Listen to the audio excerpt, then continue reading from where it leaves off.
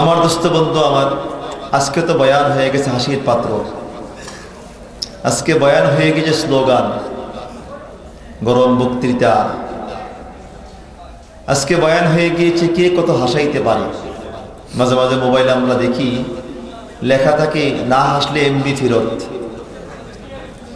এমন ওয়াজ, এমন বয়ান, হাসতে হাসতে পেট ব্যথা।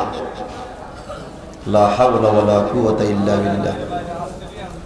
আজকে হাসার নামাজ হয়ে গেছে, অথচ আল্লাহ তাআলা কোরআনে বলেন ফালিয়াদহাকু কালিলা ওয়াল ইয়াবকু কাসীরা। এই গোলাম, কম কম করে হাসো, বেশি বেশি করে কাঁদো। আল্লাহ তাআলা বলে, গোলাম যারা দুনিয়ার জমিনে বেশি বেশি কাঁদবে, বিচারের ময়দানে সে বেশি হাসবে। আর যারা দুনিয়ার ময়দানে বেশি হাসবে, বিচারের ময়দানে সে কাঁদবে। قال رسول الله صلى الله عليه وسلم من بكى في الدنيا ضحك في الآخرة ومن ضحك في الدنيا بكى في الآخرة। আল্লাহ রাসূল সাল্লাল্লাহু আলাইহি সাল্লাম বলেন, যেই ব্যক্তি দুনিয়ার জমিনে বেশি বেশি হাসবে, কিয়ামতের ময়দানে সে বেশি বেশি কাঁদবে। আর যেই ব্যক্তি দুনিয়ার জমিনে বেশি বেশি কাঁদবে, কিয়ামতের ময়দানে বেশি বেশি হাসবে। রাসূল আকরাম সাল্লাল্লাহু আলাইহি সাল্লাম একদিন মসজিদে নববীতে ঢুকলেন। ঢোকার পরে গিয়ে দেখেন কিছু সাহাবী কি যেন বলে হাসাহাসি করতেছেন। আল্লাহ রাসূল বললেন, সাহাবীরা, তোমাদের সাহস তো বড় মন্দ না, তোমাদের সাহস তো বড় মন্দ না। এই সাহাবীরা, আল্লাহ তাআলা আমাকে যে দৃষ্টিশক্তি দান করেছেন, আমি যেমন কবরের আযাব দেখি, যদি তোমরাও কবরের আযাব দেখতে পেতে আমার মতো, তাইলে কোনোদিন তোমাদের চেহারায়, তোমাদের মুখের ভিতরে হাসি দেখা যেত না। কিতাবে আসছে, যেই বক্তা মানুষকে হাসানোর জন্য বয়ান করি, কল্পকাহিনী, কিচ্ছা কাহিনী, বানাওটি কথা, শুধু মানুষকে হাসায়, এমন বক্তা আছে কিনা? আছে কিনা জোরে বলেন। নাম পীর, পীর, পীর সাহেব, পীর নামদারি, পীর, পীর, পীর নামদারি হাসায়। কিতাবে লিখছে, যে বক্তা মানুষকে হাসানোর জন্য বয়ান করবে, মানুষকে হাসাবে বয়ান করার জন্য, হাসায় হাসায় বয়ান করবে, কিয়ামতের ময়দানে বক্তার চেহারার গোশত আল্লাহ খুলে ফেলবেন। বক্তার এই অবস্থা হয়, শ্রোতার কি অবস্থা হবে? আফসোসের বিষয়, আজকে এসে হাসানো বক্তাগুলির মার্কেট বেশি, ঠিক কিনা জোরে বলেন। আরে আল্লাহ, কি চাহিদা, কি মার্কেট। আমার দোস্ত, আমি মাঝে মাঝে খুব খুব ভাবি, খুব পেরেশান হই। অনেক সময় অনেকটাই আস্তে আস্তে, যদি রশিদের হজরত আমার শায়েখ না হতেন, হয়তো এই ময়দান থেকে আমাকে উঠানো বড় কঠিন হতো। হজরতের চাপের কারণে আমি মাহফিল প্রায় বন্ধ করে দিয়েছি। এই ময়দানে আর আসতে মন চায় না। বুখারীর হাদিসে আসছে যে একদল বক্তাকে আল্লাহ জাহান্নামে নিক্ষেপ করবেন। বক্তাকে, বক্তা যারা বয়ান করে, এদেরকে জাহান্নামে ফেলবেন আল্লাহ। এদের নারীগুলি সবগুলি বের হয়ে যাবে। ইয়াহুলুকাল হিমার, গাদা যেমন গাদির পিছনে ঘুরে এমনি ঘুরবি। তো যে শ্রোতারা তারা চিনতেন দুনিয়াতে, বলবে, বক্তা সাহেব, আপনি আজকে জাহান্নামে আসলেন কি? আপনি হাইলাইট করা খুব ভালো বক্তা ছিলেন, আপনার বয়ান শুনে তো মানুষ জান্নাতে চলে এসেছে, আপনি জাহান্নামে আসলেন কি? আল্লাহর বান্দা বলবি, ভাইয়েরা, আমি তোমাদেরকে বয়ান করেছি, কিন্তু তার উপরে নিজে আমল করিনি, নিজে আমল করিনি। আমার দোস্ত, তাই মাঝে মাঝে খুব ভাবি, খুব টেনশন করি। আমার কাছে খুব তাজ্জুব লাগে, আশ্চর্য লাগে। আশ্চর্য কথা যে কোরআনের মতো এত সুন্দর একটি ওয়াজের কিতাব থাকতে, এত সুন্দর একটি বয়ানের কিতাব থাকতে, বক্তা এদিক সেদিক দৌড়ায় কেন, এদিক সেদিক যায় কেন? এই বিষয়টা আমার কাছে খুব পীড়া দেয়, খুব কষ্ট পাই আমি আজকে যে সূরাটা আপনাদের সামনে তেলাওয়াত করেছি, সূরাতুল মুমিনুন, আংশিক আয়াত তেলাওয়াত করেছি। এই সূরাটা কয় পাতা দেখি? 1 পাতা, 2 পাতা, 3 পাতা, 4 পাতা, এই 4টা পাতা। এই 4 পাতা সূরাটা যদি কোনো আল্লাহর বান্দাকে আল্লাহ এলেম দিয়ে থাকেন, এলিম, তাকে আল্লাহ এলেম দিয়েছেন, আর সেই ব্যক্তি মনে করে যে আমি সূরার তাফসীর করে মরতে চাই, আমি সূরার তাফসীর করে মারা যাব, আল্লাহর কসম করে বলি ইনশাআল্লাহ এই ব্যক্তি মরে যাবে, কিন্তু তারপরও এই সূরার তাফসীর করে মরতে পারবে না, শেষ করা সম্ভব হবে না। দোস্ত কথাটা মুখস্থ বললাম না কোরআনে আছে। আল্লাহ তাআলা বলে قل لو كان البحر مدادا لكلمات ربي لنفد البحر قبل أن تنفد كلمات ربي ولو جئنا بمثله مددا।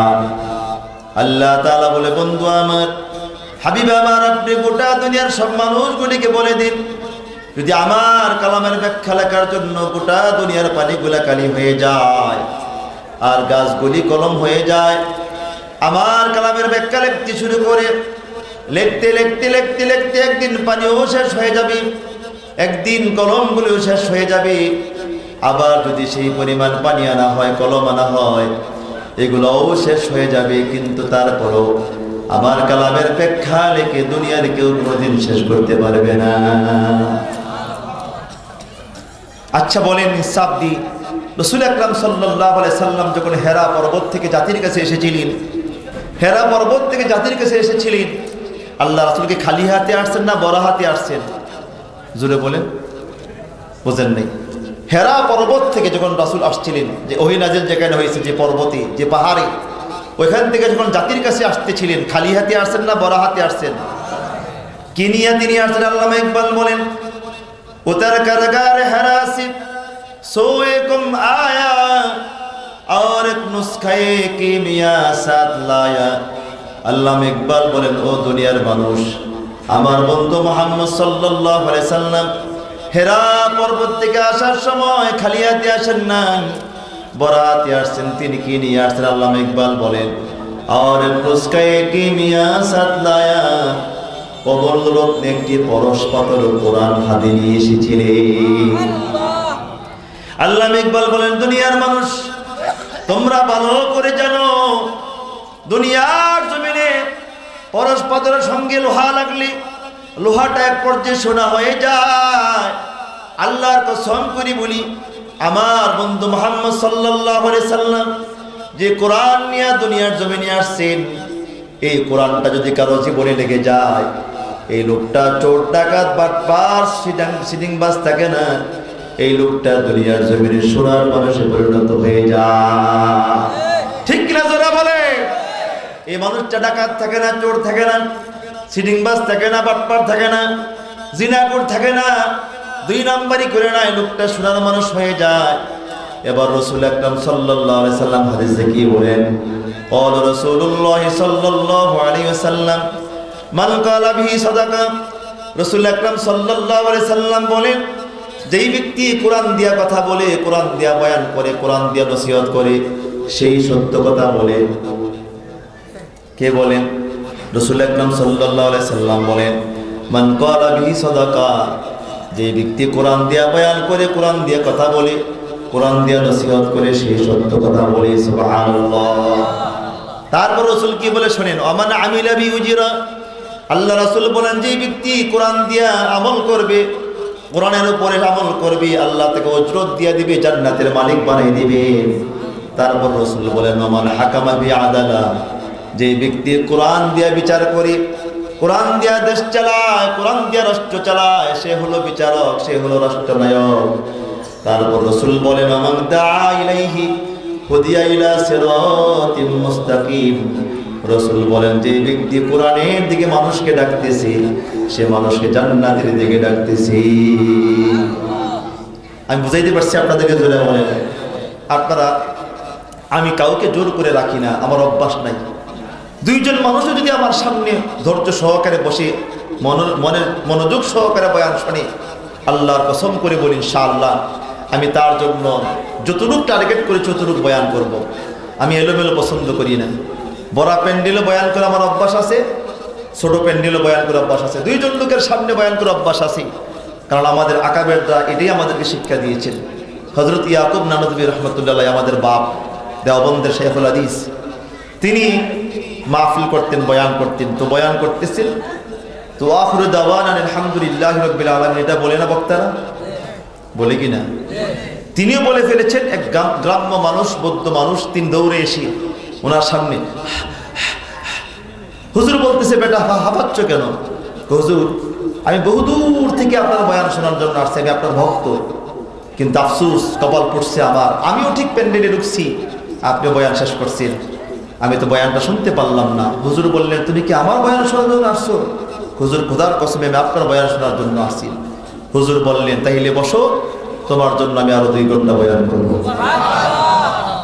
এটা আমাদের আকাবের রাসূল। বড়া প্যান্ডেল, গোটা প্যান্ডেল বড় মানুষ থাকলে বয়ান চলবে আর চলবে না? দোস্ত না, আমার দোস্ত, আমার বন্ধু, আমার বাপ। তো বলেছিলাম যে আজকে ময়দানগুলি, মাহফিলগুলি, আজকে বয়ানের মাঠগুলি অযোগ্য অথর্ব লোক দিয়ে ভরে গিয়েছে। এটা কিয়ামতের লক্ষ্য। নিদা মুসজিদাল আমরি ইলা গায়রি আহলিহি ফান্তাজিরিস সাআ। আল্লাহ রাসূল বলেন, যখন তোমরা দেখবে অযোগ্যরা যোগ্যদের চেয়ারে বসতেছি, এই চেয়ারগুলিতে যারা বসলে হেদায়েত পায়, এদের বয়ান আমরা শুনতে রাজি না। ঠিক কিনা জোরে বলেন? কারণ তারা তো টোন মন নাই, কণ্ঠ দেয় না, রসকস নাই। তো কি বয়ান করে হুজুরি? এই যে আজকে মুফতি আবুল সাহিদ সাহেব, উনি যে আজকে বয়ান করছেন, হয়তো আসছেন, বাংলা সুরা কথা বলছেন, টোন নাই, কিন্তু ওনাদের বয়ানে হেদায়েত হয়। আমার হজরত রশিদিয়ার ফেনী জামিয়া রশিদের হজরত আমার শাইখ মুর্শিদ হজরত বয়ান করেন, কোনো ভাঙ্গাচুরা বয়ান, টোনমূল কিছু নাই, তো সেখানে বসলে হেদায়েত পাওয়া যায়। ঠিক কিনা জোরে বলেন? এখন ময়দানে মাহফিল করতে গেলে কি বয়ান করি, রসকস নাই। এগুলো আমাদের হালত। আজকে আমাদের কোন বক্তা ভাইরাল আছে, কোন বক্তা ইউটিউবে গড়াগড়ি করে, ওদিকে আমাদের মন মস্তিষ্ক, কে আজান দিতে পারে, কে গজল গাইতে পারে, এটা হলো আজকে ওয়াজ। আজকে এই চেয়ারগুলিতে অযোগ্যরা বসে বসে উম্মতের হেদায়েতের রাস্তাকে বন্ধ করে দিচ্ছে। ঠিক কিনা বলেন? আমার দোস্ত বন্ধু আমার, আমি ফালতু কিচ্ছা কাহিনী বলা আমি পছন্দ করি না। যতক্ষণ পর্যন্ত কথা বলবো কোরআন থেকে বলার চেষ্টা করবো ইনশাআল্লাহ। তো বলেছিলাম যে দোস্ত, আমি যে 10টি আয়াত তেলাওয়াত করেছি, এই 10টি আয়াতের তাফসীর বোঝার জন্য আপনাকে আমাকে অবশ্যই একটি ভূমিকা বুঝতে হবে। ভূমিকাটা বুঝতেই তাফসীর বুঝবেন। দোস্ত, এই পৃথিবীর মানুষ 2 প্রকার। কয় প্রকার জোরে বলেন? জোরে বলেন, কয় প্রকার জোরে বলেন না?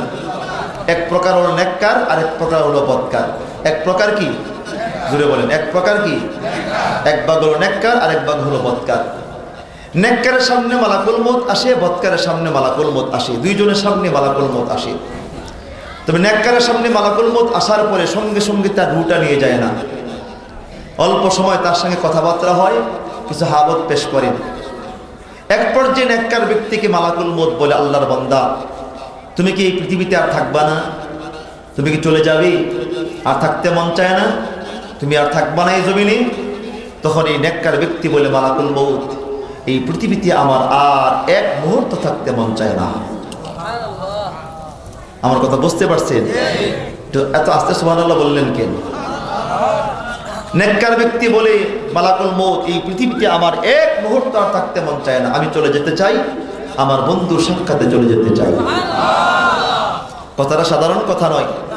যে লোকটা নিশ্চিত জানে একটু পরে সে কবরস্থ হয়ে যাবে, ডানেও মাটি, বামেও মাটি, সামনেও মাটি, পিছনে মাটি, নিচেও মাটি, উপরে আপনজনদের বাসের গড়িয়া, আবার আপনজনদের পরানো মাটি, এতটুক নিশ্চিত জানার পর দোস্ত, যে লোকটা চিরবিদায় নিয়ে দুনিয়া থেকে চলে যাবে, এমন লোকটা কেমন করে বলে, ও মালাকুল মউত, এই জমিনে আমার আর থাকতে মন চায় না, আমি 1 মুহূর্ত আর থাকতে চাই না, আমার আল্লাহ তাআলার বন্ধুর দরবারে নিয়ে চলো, আমি আর থাকতে চাই না।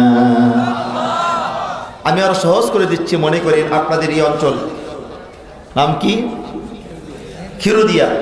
এই খিরুদিয়া অঞ্চলে একজন ব্যক্তি, এই গ্রামের ভিতরে একজন ব্যক্তি, অন্নহারা, বস্ত্রহারা, দিনমজুর, খেটে খাওয়া মানুষ, একবারে কষ্টে জীবন যাপন চলে, অনেক কষ্টে তার জীবন চলে। সকাল খেলে বিকাল খেতে পারে না, বিকাল খেলে সকাল খেতে পারে না, 1 বেলা খেলে 3 বেলা খেতে পারে না। এই লোকটার জীবন অনেক কষ্টে চলে।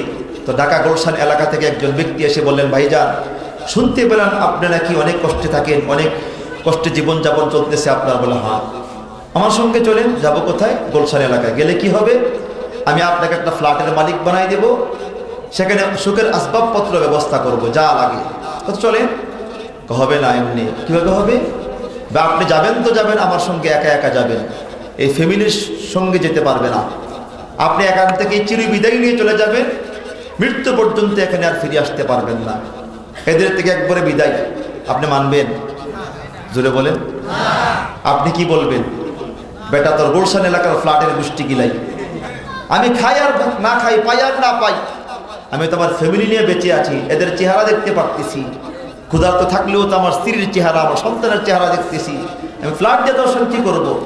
আমার দোস্ত বন্ধু, আমার প্রশ্ন হলো, যে লোকটা দুঃখকে মেনে নিল কিন্তু সে তারপরও তার আপনজন ছাড়তে রাজি না, কিন্তু এই লোকটাই নেককার হলে মৃত্যুর সময় বলবি মালাকুল মউত, আমি এদের মাঝখানে আর থাকতে চাই না, আমাকে নিয়ে চলো। আপনি কি মনে করেন? কি বুঝতে পারছেন বলেন? এটা ফালতু কথা নয়। আমি আয়াতগুলি তাফসির করার জন্য 10টা তাফসির মোতালা করে আসছি। আমার দোস্ত বন্ধু আমার, এই লোকটা এমনি এমনি বলে না, এমনি এমনি না, এই তার মুখ থেকে, জবান থেকে কথাটা বের করার জন্য আল্লাহ তাআলা কি পদ্ধতি গ্রহণ করেন আর মালাকুল মউত কি পদ্ধতি গ্রহণ করেন, এই দুইটা বিষয় আমাদের জানার দরকার। আপনারা কি কণ্ঠ শুনবেন না বয়ান শুনবেন? মাশাআল্লাহ, আল্লাহ শুকরিয়া, আলহামদুলিল্লাহ। আজকে তো কণ্ঠ না দিলে আবার পাবলিক বসে না। ভাঙ্গাচোরা কথা বললে দৌড় দে, যখন কণ্ঠ দে, যখন বাঁশি বাজাচ্ছে আবার আরে কি আশ্চর্য কথা! কি বিকৃত মস্তিষ্ক আজকে মানুষের হয়ে গেল আমার দোস্ত, আমার বাপ। তাবলীগের মেহনতের ভিতরে ভাঙ্গাচোরা কথা বলি, হেদায়েত অনেক বেশি, ঠিক কিনা জোরে বলেন? আর এখানে ঘন্টার পর ঘন্টা আমার মতো নরাদম, আমার মতো জানেন অপদার্থ ঘন্টার পর ঘন্টা কথা বলতেছি। দোস্ত, হেদায়েতের নাম বন্ধ নাই। যাওয়ার বেলা গরম গরম টাকা নিয়ে চলে যায়, পাবলিক জাহান্নামে যাক, আমার সমস্যা কোথায়? এই হলো আজকে আমাদের মন মস্তিষ্ক। আমি আমার কথা বলতেছি। আমার দোস্ত বন্ধু আমার, যে কথাটা বলতেছিলাম, এই কথাটা তার জবান থেকে বের করার জন্য, এই কথাটা তার জবান থেকে আসার জন্য আল্লাহ তাআলা কি পদ্ধতি গ্রহণ করেন, আর মালাকুল মউত সে কোন পদ্ধতিতে তার সামনে আসেন এবং তার সঙ্গে কি কথোপকথন হয়, কি কথাগুলি হয়, এই বিষয়টা একটু ক্লিয়ার করি আপনাদেরকে। মালাকুল মউত যখন সে সিদরাতুল মুনতাহা থেকে রওনা দেয়, তো রওনা দেওয়ার সময় আল্লাহ তাআলা মালাকুল মউতকে বলে, ইয়া মালাকাল মউত আইনা তাযহাবি, মালাকুল মউত তুমি যাচ্ছ কোথায়? মালাকুল মউত বলে, ইয়া রাব্বি ইন্নী আযহাবু ইলা খিরুদিয়া। নাম কি? খিরুদিয়া। আমি কোথায় যাইতেছি? কথা কয় না, আমার সঙ্গে হু হা করেন, তা না হলে মনে করবো কবরের সামনে কথা বলতেছি। এটা কবরস্থান না তো, জিদ্দাখানা তো, জোরে আওয়াজ করেন। মালাকুল মউত বলে, আল্লাহ আমি যাচ্ছি কোথায়? খিরুদিয়া। আল্লাহ বলে, লিমা, কেন? আল্লাহ কি জানে না? জানে। মালাকুল মউত বলে, ইয়া রাব্বি উনজুর ফিহা, আপনি তার দিকে তাকান। আল্লাহ, এই যে এখানে লেখা আছে, আজকে বিকাল 5টা 3 মিনিটে হিরুদিয়া এলাকায় আপনার এক বন্দা আছে না, আব্দুর রহমান কাছে, তো তার রুটা আনার জন্য যাইতেছি। আজকে বিকাল 3টা 5 মিনিট তার হায়াত শেষ, আমি তাকে আনার জন্য যাইতেছি। আল্লাহ তাআলা বলে, ইয়া মালাকাল মউত হাল আনতা তা'রিফু, মালাকুল মউত তুমি তাকে চিনো? মানহু, সে কে? মালাকুল মউত বলে, ইয়া রাব্বি লা আরিফু, আল্লাহ আমি তাকে চিনি না।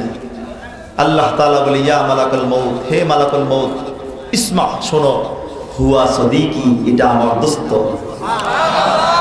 আল্লাহ আল্লাহ আল্লাহ। আল্লাহ বলে, শোনো মালাকুল মউত, এটা আমার দোস্ত, এটা আমার বন্ধু, আমার দোস্ত। এটা বলার পর দোস্ত বোঝা যায়, তাই রে দুনিয়ার জমিনে আল্লাহর বন্ধু হওয়া যায়, দোস্ত হওয়া যায়, যায় কি যায় না? জোরে বলেন। আল্লাহর দোস্ত বন্ধু হওয়া যায় কিনা বলেন? হওয়া যায়। আল্লাহর বন্ধু কেমন করে হওয়া যায়? আল্লাহ তাআলা কায়েতে বলেন, আলা ইন্না আউলিয়া আল্লাহ লা খাউফুন আলাইহিম ওয়া লা হুম ইয়াহজানুন। আল্লাহ তাআলা বলি, যা আমার দোস্ত হয়ে যায়, যা আমার বন্ধু হয়ে যায়, তার কোনো ভয় নাই, তার কোনো টেনশন নাই। আল্লাহর বন্ধু কারা? আল্লাহ তাআলা বলে, তুই গুণী যারা। 1 নম্বর গুণ আল্লাযীনা আমানু, 1 নম্বর গুণ হলো ইমানদার হওয়া। 2 নম্বর গুণ হলো ওয়াকানু ইয়াত্তাকুন, 2 নম্বর গুণ হলো আল্লাহ বলে ওরাই আমার বন্ধু হয়ে যায়, যারা নাকি আমি আল্লাহর ভয়ে গুনাহ ছেড়ে দেই। আল্লাহর বন্ধু হওয়া যায় কিনা? কয়টা গুণ লাগে? আল্লাহর বন্ধু হওয়ার 2টা গুণ লাগে। 1 নম্বর গুণ আল্লাযীনা আমানু, 1 নম্বর গুণ হলো ইমানদার হওয়া। 2 নম্বর গুণ হলো ওয়াকানু ইয়াত্তাকুন, 2 নম্বর গুণ হলো গুনাহ ছেড়ে দেওয়া, আল্লাহর ভয়ে গুনাহ ছেড়ে দেওয়া। আল্লাহ তাআলা বলে, বান্দা গোলাম, এই 2 গুণে যারা গুণী হয়ে যায়, সে আমার বন্ধু হয়ে যায়, দোস্ত হয়ে যায়।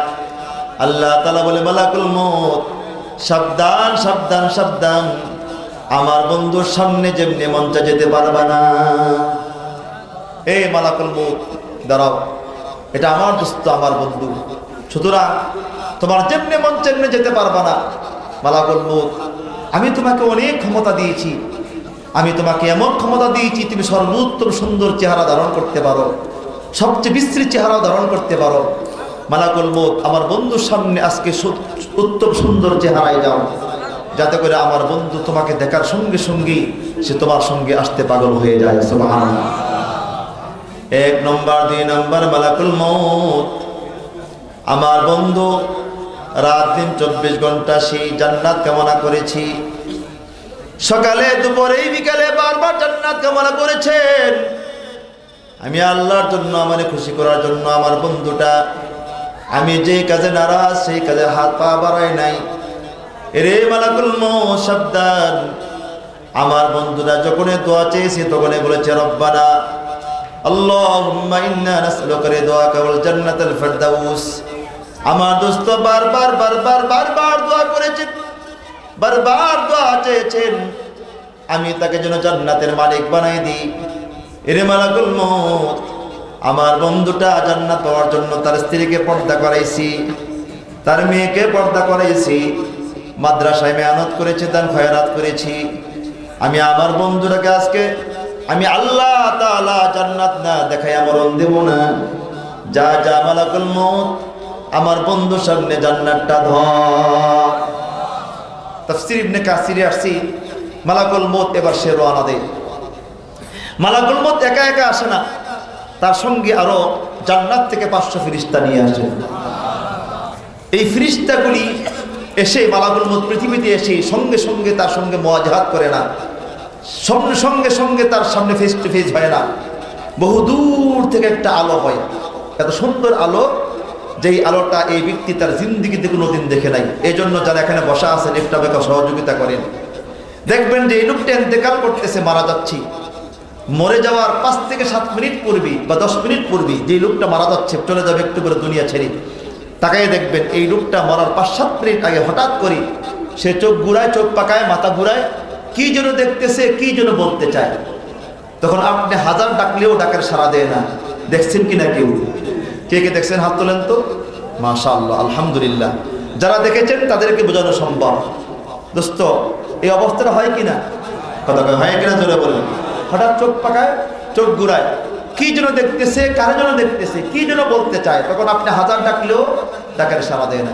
ঠিক দোস্ত, এটা ঘটেই, এটা হয়, অবস্থাটা হয়। নেককারের সামনেও হয়, বদকারের সামনেও হয়। এবার নেককার ব্যক্তি দেখে বহু দূর একটা আলো দেখা যায়, যেই আলোটা তার জিন্দেগিতে সে কোনোদিন দেখে নাই। এই আলোটা দেখে সে ভাবি আলোটা কিসের আলো, এত সুন্দর আলো কিসের আলো। তো হঠাৎ করে দেখে যে আলোটা তার দিকে আসতেছে, আস্তে আস্তে আস্তে আস্তে ঠিক তার কাছে কাছে চলে আসে। তার কাছে এসেই আলোটা রূপ পরিবর্তন করে সুন্দর চেহারা ধারণ করে। মালাকুল মউত অন্যান্য ফেরেশতারা সুন্দর রূপ ধারণ করে, ধারণ করেই এবার তাকে সালাম দেয়, আসসালামু আলাইকুম ইয়া আব্দুল্লাহ, আল্লাহর বান্দা, তোমার উপর শান্তি বর্ষিত হোক। এবার মালাকুল মউত তার সামনে যখন সুরত ধারণ করে, লোকটা তাকে দেখি তার কৌতূহল জাগে, এত সুন্দর মানুষগুলি আসলো কোত্থেকে, এরা কারা? মালাকুল মউত তখন বোঝেই, তখন মালাকুল মউত বলে, ইয়া আব্দুল্লাহ হাল আনতা তারিফুনি, আল্লাহর বান্দা তুমি কি আমাকে চিনো? লোকটা বলে, লা আরিফুকা, আমি আপনাকে চিনি না, তবে আল্লাহর কসম করে বলি আমি আমার জিন্দেগিতে কোনোদিন এত সুন্দর চেহারাওয়ালা মানুষ দেখি নাই। এত আস্তে সুবহানাল্লাহ বলেন আপনারা। আমি আমার জিন্দেগিতে কোনোদিন এত সুন্দর চেহারাওয়ালা মানুষ দেখি নাই। 1 নাম্বার। 2 নাম্বার, আমি আমার জিন্দেগিতে কোনোদিন এত সুন্দর গ্রাম পাই নাই। মালাকুল মউত তখন বুঝতে পারে লোকটা তার প্রতি মোটামুটি দুর্বল, এখন তাকে পরিচয় দেওয়া যায়। মালাকুল মউত তখন বলে, তুমি কি আমাকে চিনতে চাও? বলে, হ্যাঁ চিনতে চাই। মালাকুল মউত বলে, আনা মালাকুল মউত, আমি কি? মালাকুল মউত মৃত্যুর দূত আজরাইল। দোস্ত বলেন, যত বড় নেককার হোক মৃত্যুর ভয় আছে তো? কথা কয় না, মউতের ভয় আছে তো? এই তখন এই নেককার ব্যক্তিটা এই পাগলামি করে, হ্যাঁ হ্যাঁ তাইলে কি? আর তাইলে আপনি কি আমাকে এখন নিয়ে যাবেন? আমি যার কথা জীবন বারবার শুনেছি, আপনি কি সেই ব্যক্তি? আমাকে নিয়ে যাবেন? হায়, আমি কেমনে কবরে থাকবো, আমি কেমনে একা একা থাকবো, আমার ছেলে মেয়ে ছেড়ে চলে যাব, এই পেরেশানি শুরু করে। এই যখনই পেরেশানি শুরু করি তখনই মালাকুল মউত সঙ্গে সঙ্গে তাকে এই আয়াতগুলি শোনাই দেয়, আল্লাহ তাখাফু ওয়ালা তাহজানু ওয়া আবশিরু বিল জান্নাতিল্লাতী কুনতুম তুআদুন। সুবহানাল্লাহ। আল্লাহ তাখাফু, এর আল্লাহর বান্দা তোমার ভয় নাই, ওয়ালা তাহজানু, এর আল্লাহর বান্দা তোমার টেনশন নাই, ওয়া আবশিরু বিল জান্নাতিল্লাতী কুনতুম তুআদুন, এর আল্লাহর বান্দা এটাই সে জান্নাত যে জান্নাতের ওয়াদা আল্লাহ তাআলা তোমারে দিয়েছিলেন।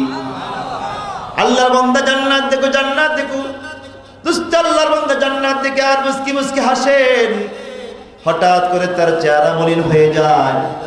যখনই চেহারা মলিন হয়ে যায় তখনই মালাকুল মউত ফেরেশতারা বলে, আল্লাহর বান্দা বুঝতে পারলাম না, তোমাকে একটাকে বললাম ভয় পেও না, আবার বললাম টেনশন করিও না, আবার তোমাকে জান্নাত দেখালাম, একটু আগে মুস্কি মুস্কি হাসলে, কিন্তু চেহারা কেন মলিন করে ফেললে বুঝতে পারলাম না। তখন লোকটা বলে, ও মালাকুল মউত, আলহামদুলিল্লাহ, আল্লাহ আমাকে জান্নাতের মালিক বানাবে, জান্নাতের মালিক হব, আমি কোনো সন্দেহ নাই। কিন্তু মালাকুল মউত, তোমরা তো আমাকে সান্ত্বনা দেওয়ার পর আমার রূহটা নেওয়ার পর এখান থেকে চলে যাবে, কিন্তু আমি তো রাতের বেলা একা একা কবরের সামনে দাঁড়াইতে পারতাম না। জান্নাত তো অনেক পরের হিসাব, কিন্তু কতকাল কতদিন কবরে থাকা লাগবে আমার জানা নাই। ডানেও মাটি, বামেও মাটি, সামনে মাটি, পিছনে মাটি, নিচেও মাটি, উপরে আপনজনদের বাসের গড়িয়া, আবার আপনজনদের পরানো মাটি। আমার বড় ভয় লাগতেছে, আমি কেমন করে কবরে একা একা থাকবো, এই জন্য আমার বড় ভয় লাগতেছে, এই জন্য কাঁদতেছি। মালাকুল মউত বলে, আল্লাহর বান্দা তাই নাকি? বলে, হ্যাঁ তাই। মালাকুল মউত বলে, আল্লাহর দোস্ত, আল্লাহর বন্ধু, না না না, তুমি কবরে একা থাকবে না, না না। বলে, আমার সঙ্গে কবরে কে থাকবে? তখন মালাকুল মউত বলে, দোস্তরি, নাহনু আউলিয়াকুম ফিল হায়াতিদ দুনিয়া ওয়া ফিল আখিরাহ, আমরা দুনিয়া তোমার বন্ধু ছিলাম, কবরও তোমার বন্ধু হব। আল্লাহু আকবার। তুমি একা কবরে থাকবে না, টেনশন করিও না, তুমি যেহেতু আল্লাহর বন্ধু হয়ে গিয়েছো, এই যে দেখো না ফেরেশতা নিয়ে আসছি, ওদেরকে কবরে রেখে যাব, ওরা কিয়ামত পর্যন্ত তোমাকে পাহারা দিবে। সুবহানাল্লাহ বলেন। নাহনু আউলিয়াকুম ফিল হায়াতিদ দুনিয়া ফিল আখিরাহ, আমরা ইহকালেও তোমার বন্ধু ছিলাম, পরকালেও তোমার বন্ধু হব, টেনশন করিও না, এই তুমি একা একা কবরে থাকবে না। এটা বলার পর দোস্ত এবার লোকটাকে সান্ত্বনা পায়। মালাকুল মউত তখন বোঝে, এখন লোকটাকে ডাকলে, রুহটাকে ডাকলে লোকটা চলে আসবে। তাফসীর ইবনে কাসির আসছি, যা ও একটা কথা ভুলে গিয়েছি দোস্ত, মালাকুল মউত যখন সে আকাশ থেকে আসে, সিদরাতুল মুনতাহা থেকে আসে, তখন সে এমন জান্নাতে একটা রুমাল, সুগন্ধিযুক্ত একটা রুমাল, মুসলিম শরীফের হাদিসে আসছে, সুগন্ধিযুক্ত একটি রুমাল হাতে করে নিয়ে আসে, যে রুমালের ভিতরে তার রুহটা রাখা হবে। সুবহানাল্লাহ। আর বাম হাতে জান্নাতটা নিয়ে আসেন, বা ডান হাতে জান্নাতটা থাকে। আরেক তাফসীরে আসছে, তার ডান হাতে জান্নাতের রুমাল থাকে, বা ডান হাতে একটা জান্নাতি ফুল থাকে। সুবহানাল্লাহ। যে ফুলটার ভিতরে 500 পাপড়ি, 500 গ্রাম, 500 কালার। মালাকুল মউত এবার জান্নাতি রুমালটা তার থুতনির নিচে ধরেন, এখানে ধরেন, থুতনির নিচে ধরেই এবার রুহটাকে ডাকেন। রুহটাকে কি বলে ডাকতেন? তাফসীর ইবনে কাসিরে আসছে, আল্লাহ রাসূল বলেন, মালাকুল মউত তখন রুহটাকে ডাক দেন, কি বলে?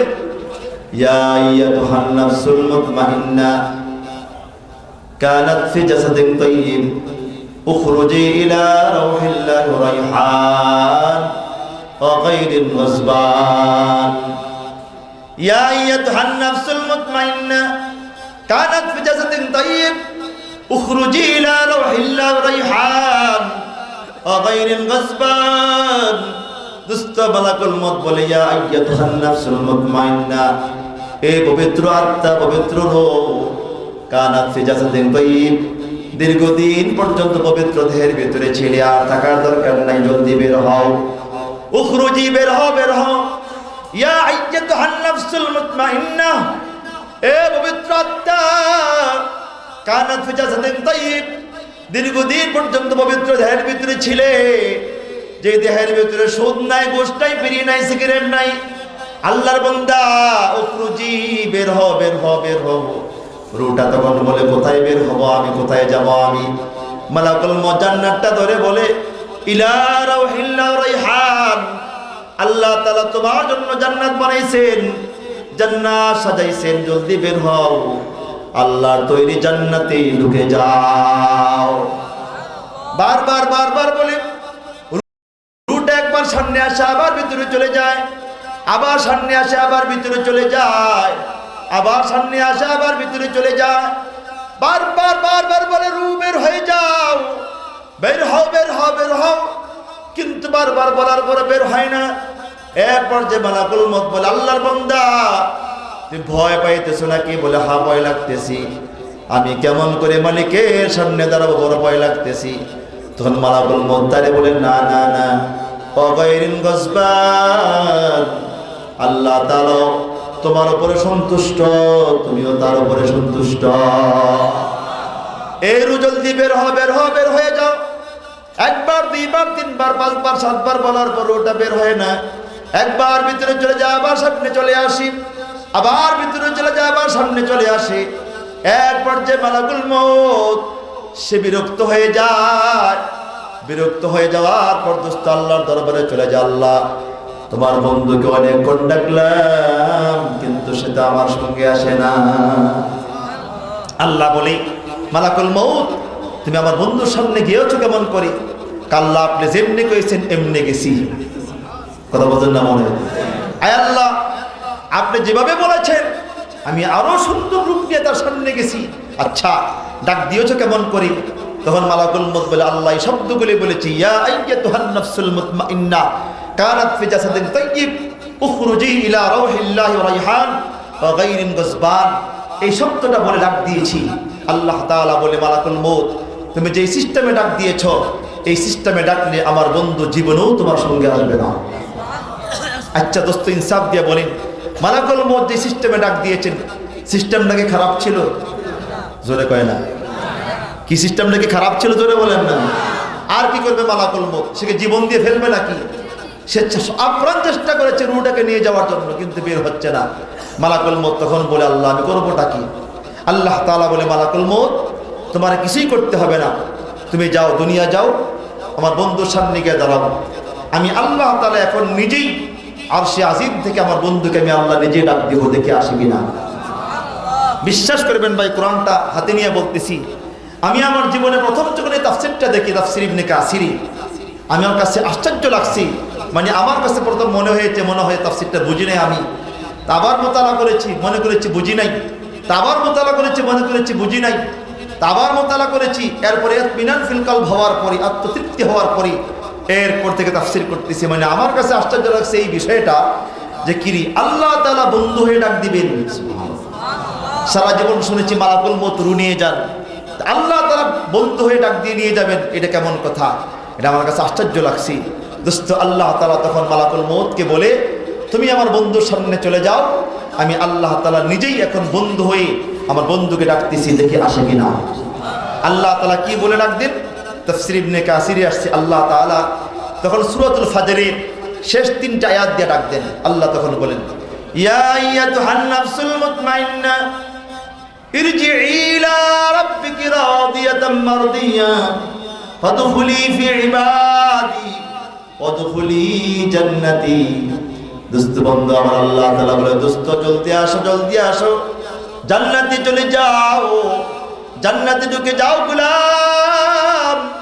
এরে বন্ধু জান্নাতে চলে আসো, আমি আল্লাহ তাআলা তোমার জন্য জান্নাত বানাইছি দোস্ত, জান্নাতে আসো, তোমার সঙ্গে আমার কিছু কথা আছে। দোস্ত বন্ধু আমার যখন আল্লাহ তাআলা বন্ধু হয়ে ডাক দেন সঙ্গে সঙ্গে রুটার থাকতে চায় না, রুটা পাগল হয়ে যায়, রুটা ছটফট ছটফট করে আর বলে মালাকুল মউত জলদি নিয়ে চলো। মালাকুল মউতের একটা রাগ আছে কিনা? রাগ আছে কিনা চলে বলেন। মালাকুল মউত বলে এখন যাইবে কেন? একটু আগে ডাকলাম, এমন ডাক দিলাম তখন গেলে না, এখন যাবে কেন? আর বুঝে থাকবো না দুনিয়াতে? কয় আর থাকবো না। বলে কেন? কয় তুই কি দেখোস না আল্লাহ আমাকে ডাকতেছি, আল্লাহ বন্ধু আমাকে ডাকতেছে। মালাকুল মউত আমি আর থাকবো না রে মালাকুল মউত, আমাকে জলদি নিয়ে যা নিয়ে যা নিয়ে যা। আমার আর থাকতে মন চায় না। দোস্ত বন্ধু আমার, তাফসীর মুফাসসিরে কেরাম বলেন, আল মাউতু জাসরুন আও জিসরুন ইউসিলুল হাবিবা ইলাল হাবিব। মৃত্যু হলো একটা পোল, একটা ব্রিজ, একটা সাঁকো। ব্রিজের এপারে বান্দা বন্ধু, পরে আল্লাহ বন্ধু। আল্লাহ বন্ধু ডাক দিচ্ছে, দোস্ত ব্রিজ পার হও। ব্রিজ পার হলে তোমার সঙ্গে আমার সাক্ষাৎ হয়ে যাবে। ব্রিজটা হলো মরণ, মরে গেলে ব্রিজ পার। এই জন্য মালাকুল মউতকে বলে, দোস্ত রে, এই জমিনে আমার থাকতে আর মন চায় না, দোস্ত রে, আমার নিয়ে চল, আমি আমার বন্ধু সাক্ষাতে চলে যেতে চাই। মরে গেলে ব্রিজ পার হওয়া যায়, ব্রিজ পার হলে বন্ধুর সাক্ষাৎ হয়ে যায়। আল্লাহু আকবার।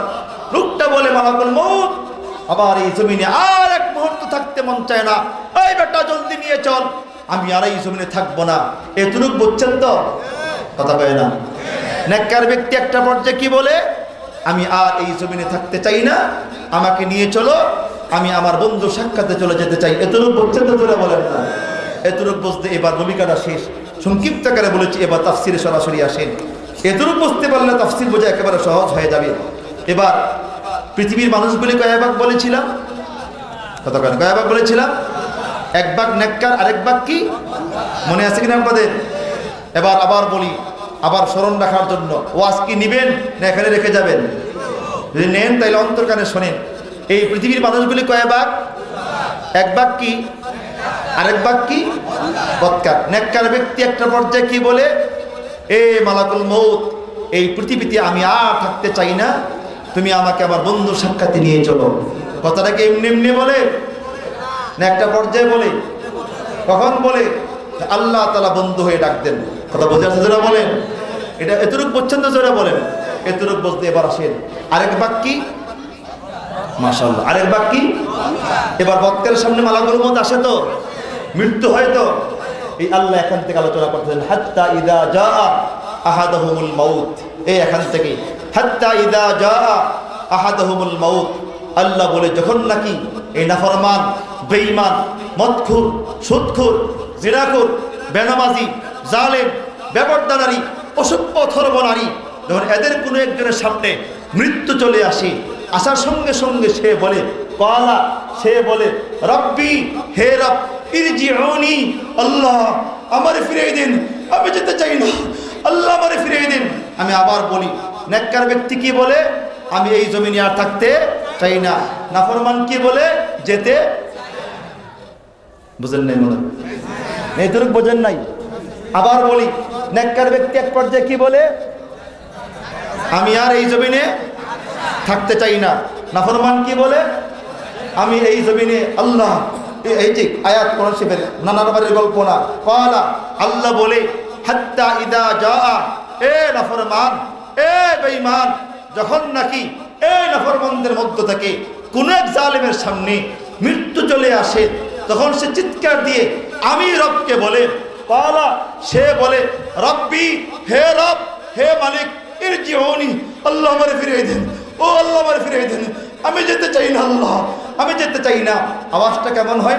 তাফসীরে লিখছেন, বিআলা সাউতিন, বিসাউতিন শাদীদ, বিকট শব্দ, করুণ চিৎকার। দুস্থ কিতাবে তাও লাগছে, যদি সেই মুহূর্তে এই নাফরমানের চিৎকার কেউ শুনতো, তারে থুইয়া সবে দৌড়ে পালাইতো। সে বলে, দেখবেন গুনাহগার যারা আছে, চেহারা লুকাইতে চায়, চোখ বাঁকা করে ফেলে, মুখ বাঁকা হয়ে যায়, আল্লাহ আমি যেতে চাই না, আমারে ফিরিয়ে দেন, আমারে ফিরিয়ে দেন। নেককার ব্যক্তি বলে, আমি এই জমিন থেকে বিদায় নিতে চাই, আমি আর থাকতে চাই না। নাফরমান বলে, এ আল্লাহ আমারে ফিরিয়ে দেন, আমি যেতে চাই না। এই চিৎকারটা দেয় কেন? তিন কারণে। কয় কারণে? বলেন কি কারণে? তিন কারণে সে যেতে চায় না। এক নম্বর কারণ, এই নাফরমানটা মৃত্যুর 5 থেকে 7 মিনিট পূর্বে সুস্পষ্ট দেখতে পায়, যেখানে তার কবর হবে, কবরের সাপ আর বিচ্ছুগুলি তাকে ডাকতেছে, নাফরমান আমার ভিতরে আয়। এক নম্বর। নাম্বার 2, এই মুহূর্তের ভিতরে তার নিচের মাটিটা, যেখানে তার দেহটা পড়ে আছে, এই মাটিটা তার কানে কানে বলে, নাফরমান এবার পালাবি কই, এবার পালাবি কই, এ নাফরমান, এ কুত্তা, এই জালেম, এই অসভ্য অথর্ব জানোয়ার, আর তুই তো সে কুত্তার জানোয়ার ছিলি। 14 ফেব্রুয়ারি বিশ্ব বেহায়ার দিন কুত্তা কুতুন্নির দিন তুই আমার উপরে দাঁড়াইয়া যা জিনা করেছিলি, এই জালেম নাফরমান, আরে তুই তো সেই জালেম, সে গায়ে হলুদের নাম দিয়া আমার জমিনের উপর দাঁড়াইয়া ডেকসেট বাজাইয়া জমিন কাঁপিয়েছিলি, নাচানাচি করেছিলি। সেই দিন মালিককে বলেছিলাম, মালিক তোমার গোলাম তোমার খায়, তোমার পরে আমার উপরে যা অত্যাচার করতেছে আর সহ্য হয় না, আয় আল্লাহ আমারে ফাটাইয়ে দে, নিচে নিয়ে চাপ দেই। কিন্তু সেই দিন মালিক বলল, এই জমিন থাম, এটা আমার গোলাম, তার সঙ্গে বোঝাপড়া হবে কবরে। যদি সেই দিন মালিক একটু অনুমতি দিত, তোর সঙ্গে সেই দিন বোঝাপড়া হয়ে যেত। কিন্তু আর মাত্র 3 ঘন্টা বা 5 ঘন্টা বা 10 ঘন্টা আমার ভিতরে আসবি, সেখানে আমার সঙ্গে তোর সঙ্গে বোঝাপড়া হবে। বলেন কয় নাম্বার গেল? 2 নাম্বার। নাম্বার 3, এই মুহূর্তে তার সামনে মালাকুল মউত দাঁড়িয়ে যায়। মালাকুল মউতের স্রোতটা তখন কেমন হয় নাফরমানের সামনে। তাফসীরে মাযহারিতে আল্লামা সানাউল্লাহ পানিপত্তি রহমাতুল্লাহ আলাইহি এক আয়াতের তাফসীরে তিনি এক চমৎকার ঘটনা তিনি এনেছেন। আয়াতটা হলো, কুল ইয়াতাওয়াফাকুম মালাকুল মউতিল্লাযী বুক্কিলা বিকুম সুম্মা ইলা রাব্বিকুম তুরজাউন। এই আয়াতের তাফসীরে তিনি বলেন, রাসূল আকরাম সাল্লাল্লাহু আলাইহি সাল্লাম বলেন, আল্লাহ তাআলা যখন আকাশে সমস্ত ফেরেশতাদের সামনে আল্লাহ তাআলা বললেন, ও ফেরেশতারা, আমার ইব্রাহিমকে যতগুলি পরীক্ষা করেছি প্রত্যেকটা পরীক্ষায় মিয়াফিল মিয়া 100% নাম্বার পেয়েছি, অর্থাৎ গোল্ডেন A+। এ ফেরেশতারা, আজকে আমি চূড়ান্ত পরীক্ষা করেছি ইব্রাহিম ইসমাইলকে দিয়া, 2 জনের মাধ্যমে আল্লাহ তাআলা পরীক্ষা করেছি, এখানেও সে গোল্ডেন A+ পেয়েছি। সুতরাং এখন থেকে আমার ইব্রাহিমকে একটা পুরস্কার দিতে চাই, তোমরা কি বলো? হ্যাঁ মালিক দিন, কি পুরস্কার দিবেন? আল্লাহ তাআলা বললেন, এখন থেকে ইব্রাহিম নয়, হুয়া খালিলি, এখন থেকে সে আমার দোস্ত, আমার বন্ধু। এই কথাটা বলার পরে সঙ্গে সঙ্গে 4 জন ফেরেশতা আবেদন করেছেন। কয়েকজন ফেরেশতা বলেন? জিবরাইল, ইসরাফিল, মিকাইল, মালাকুল মউত। এই 4 জন ফেরেশতার এক ফেরেশতা এসে বললেন, আল্লাহ, জিবরাইল বললেন, আল্লাহ আমি তো প্রতিনিয়ত তার কাছে যাই, ওহী নিয়ে যাই, আল্লাহ আপনি আমাকে অনুমতি দিয়ে দেন, আমি তার কাছে যাই, সুসংবাদটা দিয়ে আসি। আল্লাহ তাআলা কোনো জবাব দিলেন না। তারপর মিকাইল গেলেন, আল্লাহ তাআলা কোনো জবাব দিলেন না। তারপর ইসরাফিল গেলেন, আল্লাহ কোনো জবাব দিলেন না। তারপর মালাকুল মউত গেলেন, আল্লাহ আমি তো একদিন না একদিন চূড়ান্ত ফয়সালা করার জন্য তার কাছে যাব, আয় আল্লাহ আমাকে অনুমতি দিয়ে দিন, সুসংবাদটা আমি তার কাছে দিয়ে আসি।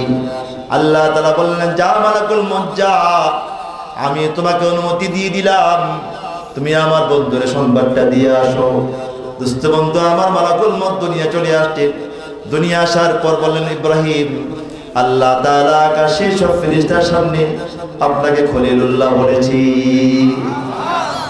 ইব্রাহিম বললেন, আলহামদুলিল্লাহ, আল্লাহ তাআলা আমাকে বন্ধু বানাইছেন, বড় খুশির খবর। সংবাদটা যখন দিয়েছিলেন তখন ছিল তো পরিবেলা। ইব্রাহিম আলাইহিস সালাম তিনি মেহমান ছাড়া খাবার খাইতেন না।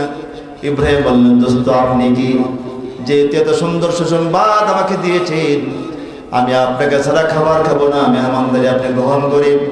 মালাকুল মউত বললেন, ইব্রাহিম আমি এমন জাতি কোনোদিন খাবার গ্রহণ করি না, আমি খাবার খাই না।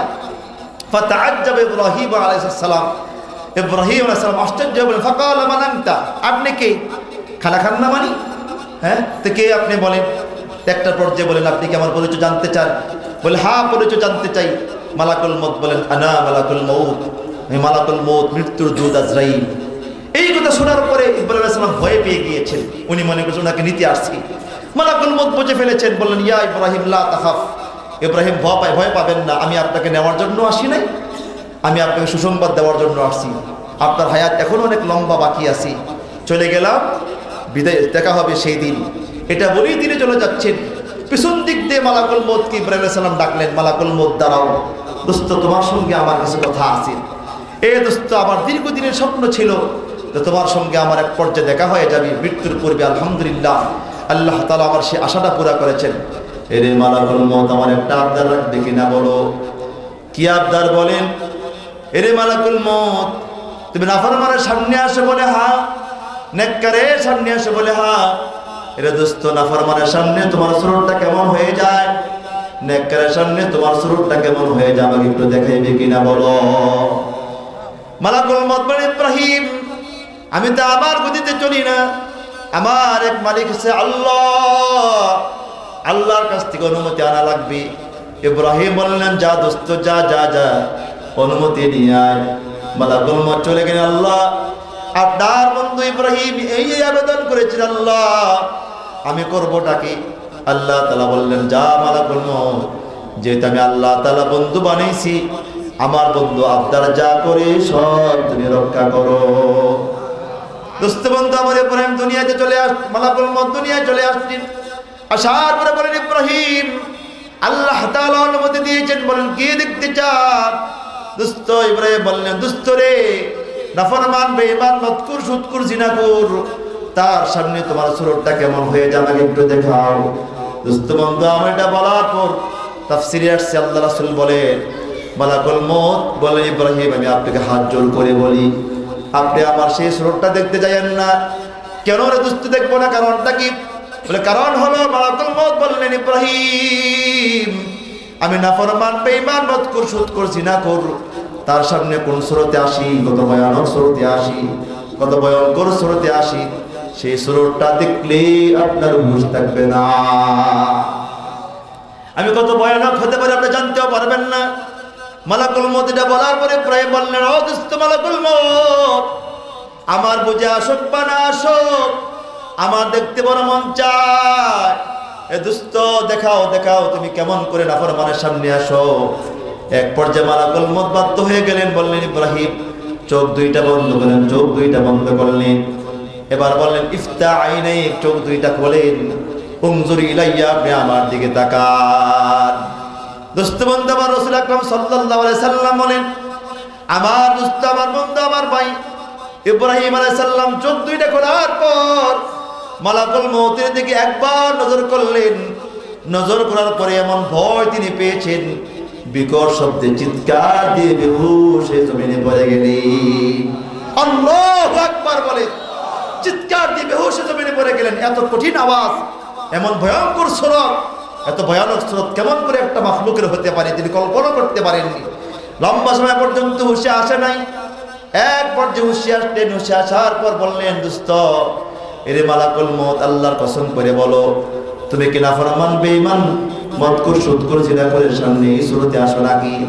দোস্ত বন্ধু আমার মালাকুল মউত বললেন দোস্ত আল্লাহর বন্ধু ইব্রাহিম আল্লাহর কসম করে বলি যারা নাফরমান বেঈমান মৎকুর সুদকুর জিনাকুর তার সামনে আমার সুরতটা এমন হয়ে যায়। ইব্রাহিম বললেন মালাকুল মউত আমি আল্লাহর কসম করে বললাম বাস্তবে যদি তোমার সুরতটা নাফরমানের সামনে এমন হয়ে যায় তাইলে মউতের পর তাকে আর জাহান্নামে দেওয়া লাগবে না। তোমার এই ভয়ঙ্কর স্রোতের আযাবটাই তার জাহান্নামের আযাবের জন্য যথেষ্ট হয়ে যাবে। নাউযুবিল্লাহ। এরে মালাকুল মউত তুমি নেককার আল্লাহওয়ালা দিনদারের সামনে কেমন সুরতে আসো আমাকে দেখাও। দোস্ত বন্ধু আমার মালাকুল মউত বলেন দোস্ত ইব্রাহিম ইগলাক আইনাই, চোখ দুইটা বন্ধ করেন। চোখ দুইটা বন্ধ করলেন। ইফতা আইনাই, চোখ দুইটা খোলেন। চোখ দুইটা খুললেন। উনজুর ইলাইয়া, আমার দিকে তাকান। দোস্ত বন্ধু আমার মালাকুল মউতের দিকে তাকালেন। তাকানের পরে ইব্রাহিম সাল্লাম তাকিয়ে আছেন তো তাকিয়ে আছেন, চোখের পলক তো আর পড়ে না। তাকিয়ে আছেন তো তাকিয়ে আছেন, লম্বা সময় তাকিয়ে আছেন। 1 ঘন্টা 2 ঘন্টা 3 ঘন্টা নয়, লম্বা সময় তাকিয়ে আছেন। এক পর্যায়ে মালাকুল মউত বলেন ইব্রাহিম এখনো দেখার স্বাদ মিটে নাই। ইব্রাহিম বললেন না দোস্ত না না না, এখনো দেখার স্বাদ মিটে নাই। আল্লাহর কসম করে বলি এত সুন্দর চেহারা আমি আমার জিন্দেগিতে কোনোদিন দেখি না। এত সুন্দর গ্রাণ আমি কোনোদিন পাই না। দোস্ত দাঁড়াও, চেহারা পরিবর্তন করিও না। না না, আমি তোমারে দেখে দেখে আমার মনটা জুড়াইতে চাই। এক পর্যায়ে মালাকুল মউত চেহারা পরিবর্তন করে ফেললেন। ইব্রাহিম বললেন দোস্ত বাস্তবে কি তুমি নেককারের সামনে আল্লাহওয়ালা দিনদারের সামনে এমন সুরতে আসো নাকি? মালাকুল মউত বলেন ইব্রাহিম আল্লাহর কসম করে বলি যারা দিনদার আল্লাহওয়ালা পর্দাশীল নারী যারা এদের সামনে আমার সুরতটা এমন হয়ে যায়। দোস্ত বন্ধু আমার মালাকুল মউত এটা বলার পরে ইব্রাহিম বললেন এরে মালাকুল মউত দোস্ত আল্লাহর কসম করে বলি বাস্তবে যদি তোমার সুরতটা নেককারের সামনে এমন হয়ে যায় তাইলে মওতের পর তাকে আর জান্নাত দেওয়া লাগবে না। তোমার এই সুন্দর সুখের সুরতটাই তার জান্নাতের সুখের জন্য যথেষ্ট হয়ে যাবে। এমন মৃত্যু আমরা চাই কিনা জোরে বলেন? আমার দোস্ত বলেছিলাম এই লোকটা নেককার ব্যক্তি বলে এই জমিনে আমি আর থাকতে চাই না, নাফরমান বলে আমি এই জমিনে আমি থেকে যেতে চাই না, আল্লাহ আমার ফিরিয়ে দিন। কয়েক কারণে বলে, কয়েক কারণে ধরে বলেন না, 3 কারণে। 1 নম্বর, সেই স্পষ্ট দেখে কবরে সাপ বিচ্ছু, বিষাক্ত সাপ বিচ্ছু তাকে ডাকতেছে, নাফরমান আমার ভিতরে আয়, 1 নম্বর। 2 নম্বর, এই মুহূর্তে তার নিচের মাটিটা যেখানে দেহটা পড়ে আছে, মায়েরা তার কানে কানে বলে, নাফরমান পালাবি কোথায়। 3 নম্বর, এই মুহূর্তে তার সামনে মালাকুল মউত দাঁড়িয়ে যায়। দোস্ত সুরতটা কেমন, কেমন ভয়ানক জোরে বলেন। যে এই সুরত দেখে ইব্রাহিম আলাইহিস সালাম নিজেই বেহুশ হয়ে গিয়েছিলেন। ওনার যদি এই অবস্থা হয়, আমার মতো সলমদ্দি আর কলমদ্দির অবস্থা কি হবে? দোস্ত বন্ধু আমার, এটা বোঝার জন্য বলতেছি। আমি আবার বলি, এই পৃথিবীর মানুষগুলি কয় ভাগ জোরে বলেন। 1 ভাগ হলো নেককার, আর 1 ভাগ হলো বদকার। নেককার ব্যক্তি একটা পর্যায়ে কি বলে, মালাকুল মউত এই পৃথিবীতে আমি আর থাকতে চাই না। নাফরমান কি বলে, আল্লাহ আমি যেতে চাই না। কথা বুঝতে পারছেন জোরে বলেন, আল্লাহ আমি যেতে চাই না। যখন এই লোকটা বারবার কাঁদে, চিৎকার করে, চিল্লি করে, আল্লাহ তাআলা তখন তার প্রতি উত্তরে কি বলে শুনবেন আপনারা? আল্লাহ তাআলা তখন তারে বলে, আচ্ছা গোলাম থাম, তোর যদি ফিরিয়ে দিই পৃথিবীতে, একটু সময় দিই তোকে, তুই কি করবি? তখন সে কি বলে শুনবেন? তখন সে বলে, লাআল্লি আ'মালু সালিহান ফীমা তারাকতু। আয় আল্লাহ, আমি আমার জীবনে যা ভুলগুলি করেছি, যে অন্যায় অবিচারগুলি করেছি, আল্লাহ তার জন্য তো ক্ষমা চাচ্ছি। আল্লাহ আয় মালিক, আল্লাহ আমি ওয়াদা করলাম, আমার একটু সময় দেন, 10-15 দিন সময় দেন, আমি আর নাফরমানি করব না। আয় আল্লাহ, এখন থেকে আর জিনা করব না, এখন থেকে আর চুরি করব না, এখন থেকে আর ডাকাতি করব না, এখন থেকে আর বাটপারি করব না আল্লাহ, এখন থেকে আর 2 নম্বরে করব না আল্লাহ, এখন থেকে আর নামাজ ছাড়ব না আল্লাহ, আমারে ফিরিয়ে দেন, বারবার বলি। দোস্ত বন্ধু আমার, একটা পর্যায়ে আল্লাহ তাআলা বলে, বান্দা কাল্লা, এরে বান্দা চিল্লে আলাপ নাই, কোনসিন কেন হবে না। দোস্ত বন্ধু আল্লাহ বান্দা বলে, আল্লাহ এ মালিক লাআল্লি আমালু সালিহান ফীমা তারাকতু। আয় আল্লাহ, ওয়াদা করলাম মালিক, যদি আমাকে অনুমতি দিয়ে দেন, আমাকে একটু সুযোগ দিয়ে দিন, 1 ঘন্টা 2 ঘন্টা অনুমতি দিয়ে দিন। আল্লাহ ওয়াদা করলাম, আর নাফরমানি করব না, আর গুনাহ করব না, চুরি করব না, বাটপারি করব না, 2 নম্বরে করব না। এরে মালিক, আর নামাজ ছাড়ব না, রোজা ছাড়ব না, যাকাতও ছাড়ব না, বউকে আর বেপরদা রাখবো না, মেয়েকে আর বেপরদা রাখবো না। আল্লাহ আমারে ফিরিয়ে দেন। আল্লাহ তাআলা বলে, বান্দা কাল্লা, এরে বান্দা চিল্লে লাভ হবে না, না না না, এরে গোলাম, আমি আল্লাহ তাআলা তোরে ভালো করে চিনি। ইন্নাহা কালিমাতুন হুয়া কাইলুহা। আল্লাহ বলে, বান্দা এটা তোর কথার কথা মাত্র, এটা তোর কথার কথা। ইন্নাহা কালিমাতুন হুয়া কাইলুহা। আল্লাহ বলে, গোলাম তুমি বলে লাভ নাই, আমি আল্লাহ তাআলা তোমার আর সুযোগ দেব না। এরে গোলাম, ইন্নাহা কালিমাতুন হুয়া কাইলুহা, এরে গোলাম এটা তোমার কথার কথা মাত্র। যদি তুমি ফিরতে, সেই দিন ফিরে যেতে, যেই দিন নাকি ওই মাহফিলে, হিরুদিয়া মাহফিলের ভিতরে সুদের বিরুদ্ধে বয়ান করেছে, ঘুষের বিরুদ্ধে বয়ান করেছি, পর্দার পক্ষে বয়ান করেছে, জাহান্নামের আলোচনা হয়েছে। গোলাম সেই দিন তুমি ফিরে যেতে, আমি তো আল্লাহ তাআলা তোমার সৃষ্টি করেছে, তোমাকে ভালো করে চিনি গোলাম, তোমাকে 1000 দিন হায়াত দিলেও ফিরবে না। ইন্নাহা কালিমাতুন হুয়া কাইলুহা। এখন মুসিবতে পড়ার কারণে স্বীকার করতেছো, গুনাহ করবে না, কিন্তু ফিরে দিল তোমার যে চরিত্র হয়েছে, এটা কোনোদিন আর ফিরবে না। ঠিক কিনা যারা বলেন? ইন্নাহা কালিমাতুন হুয়া কাইলুহা। এটা বলার পর আল্লাহ তাআলা বলবে, ও মালাকুল মউত, মিশন চালু করো। আল্লাহু আকবার। মিশন চালু করো। দোস্ত, মালাকুল মউত মিশনটা কেমন করে চালু করে, এই সম্পর্কে হাদিসে লম্বা কথা আছে। একায়েত আল্লাহ তাআলা বলে, কাল্লা ইযা বালাগাতিত তারাক ওয়া কিলা মান রাক ওয়া যান্না আন্নাহুল ফিরাক ওয়াল তাফাতিস সাকু বিস সাক। কাল্লা ইযা বালাগাতিত তারাক ওয়া কিলা মান রাক ওয়া যান্না আন্নাহুল ফিরাক ওয়াল তাফাতিস সাকু বিস সাক। দোস্ত, সময় বড় স্বল্প, সময় বড় কম, লম্বা আলোচনা সামনে আসি। আমি এই বিষয়টা আলোচনা করলে আলোচনা অন্যদিকে মোড় ঘুরে যাবে। নাফরমান বেঈমান মদকুর সুদকুর জিনাকুরকে আল্লাহ তাআলা কত কষ্ট দিয়ে রুটা বের করেন এই কয়েকটা আয়াতে আল্লাহ তাআলা আলোচনা করেছেন।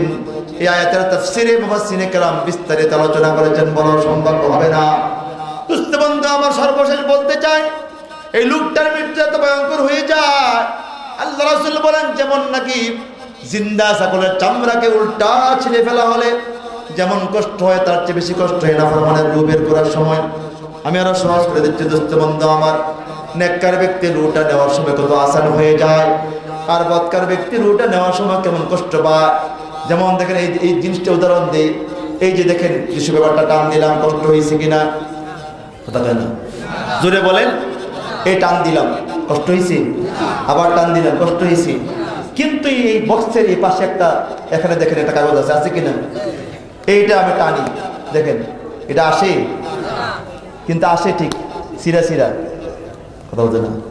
এই টানতেছি সিরা সিরা, এই যে সিরা সিরা আসতেছে, আসতেছে না, আসে না, সিরা সিরা আসতেছে। নেককার ব্যক্তি রুটা হলো এমন, আর নাফরমানের রুটা হলো সিরা সিরা। কথা বলছেন না মনে হয়?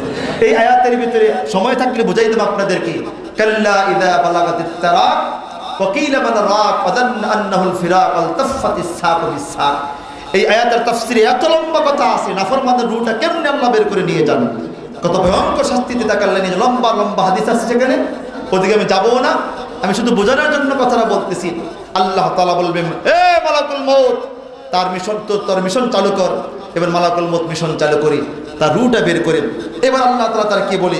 আল্লাহ তাআলা তারা বলে ওয়া মিন ওয়ারাইহিম বারযাকুন ইলা ইয়াউমি ইউবআসুন। এ নাফরমান, এখন থেকে নিয়ে তুই আলমে বরজকে থাকবি। বিষাক্ত সাপ আর বিচ্ছুর কামড়, আগুন আর ধান্দা ফেরেশতার মাইর আর বিভিন্ন ফেরেশতার থাপ্পড় আর চর, বিষাক্ত সাপের কামড় খাইতে থাকবি।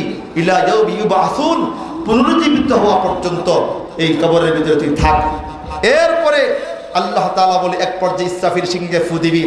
ইসরাফিল সিংহে ফু দিবে দুইটা, কয়টা ধরে বলেন? প্রথম ফুৎকারের নাম রাজিফা, দ্বিতীয় ফুৎকারের নাম রাদিফা, তাতবাউহা রাদিফা।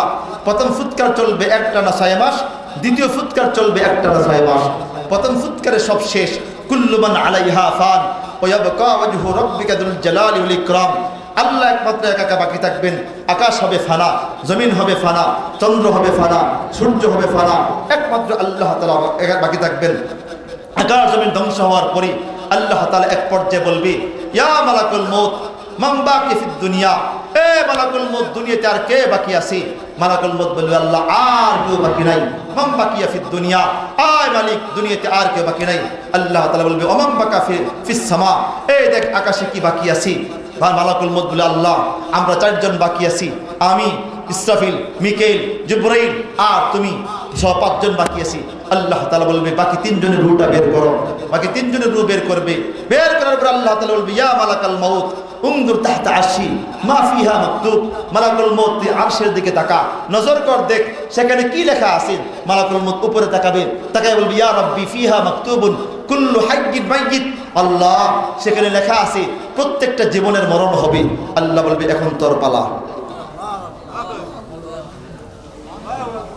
এখন তোর পালা। মালাকুল মউত বলে, আল্লাহ আমারও মরতে হবে। আল্লাহকে তুই বললি না একটু আগে প্রত্যেকটা জীবনের মরণ হবে, তোর তো জীবন আছে, তুইও থাকতে পারবি না।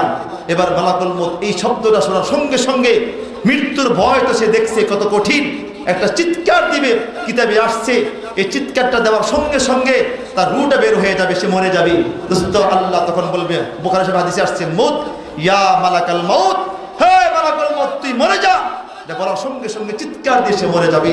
কিতাবে লেখছে, যদি সেই মুহূর্তে পৃথিবীর কোন মাখলুক পৃথিবীতে বেঁচে থাকতো, মালাকুল মউতের চিৎকারে সবাই মারা যাইত।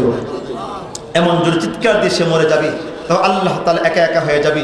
এই কথাটা আল্লাহ তাআলা সূরাতুর রহমানে বলেছেন, কুল্লু মান আলাইহা ফান ওয়া ইয়াবকা ওয়াজহু রাব্বিকা যুল জালালি ওয়াল ইকরাম।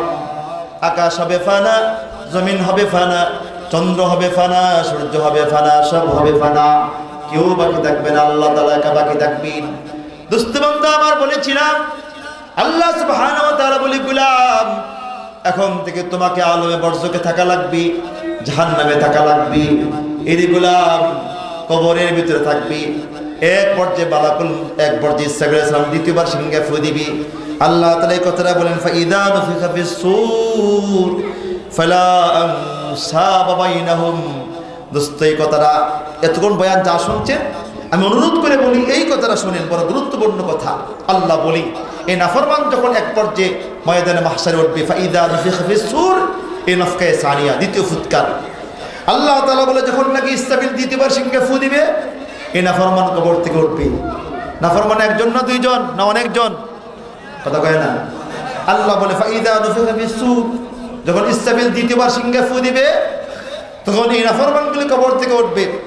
ওটার সঙ্গে সঙ্গে আল্লাহ বলে কি দেখবে, ফালা আনসাবা বাইনাহুম, এরা বিচারের ময়দানে ওটার সঙ্গে সঙ্গে দেখবে তার আশপাশে আপনজন বলতে কেউ নাই। কথা বোঝেন না মনে? যাদের জন্য সে সারা জীবন কষ্ট করেছে, রাত দিন 24 ঘন্টা মেহনত করেছে, নামাজ নাই, রোজা নাই, শুধু দুনিয়া দুনিয়া, 10 তলা 15 তলা বিল্ডিং বানিয়ে গিয়েছে। এমন নাফরমান আছে কিনা যারা বলেন?